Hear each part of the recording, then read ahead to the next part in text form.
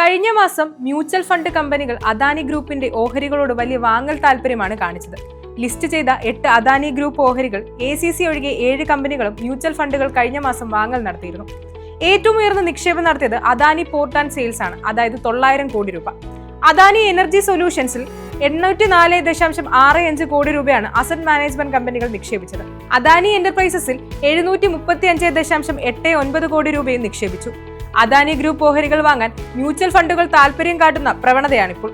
മാസങ്ങൾ നീണ്ട വിവാദങ്ങളും നിയമപരമായ നൂലാമാലകളും കാരണം അദാനി ഗ്രൂപ്പ് ഓഹരികൾ നിക്ഷേപിക്കുന്നതിനുള്ള താൽപര്യം കുറഞ്ഞിരുന്ന സ്ഥിതിയാണിപ്പോൾ മാറി തുടങ്ങുന്നത്. ജൂണിലെ മികച്ച ഓഹരികൾ എന്ന നിലയിൽ വിലയിരുത്തപ്പെടുന്നതും ഈ ഓഹരികൾ തന്നെയാണ്. Kotak Mahindra mutual fund Adani port and sales 746 കോടി രൂപയാണ് നിക്ഷേപിച്ചത്. ആദിത്യ ബിർള സൺലൈഫ് 208 കോടി രൂപയും നിക്ഷേപിച്ചിരുന്നു.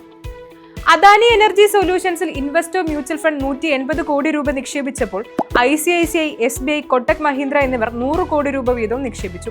അതേസമയം അദാനി ഗ്രൂപ്പ് കമ്പനിയായ ACCയിൽ അസറ്റ് മാനേജ്മെന്റ് കമ്പനികൾ 244 കോടി രൂപയുടെ അറ്റവിൽപ്പനയാണ് നടത്തിയത്.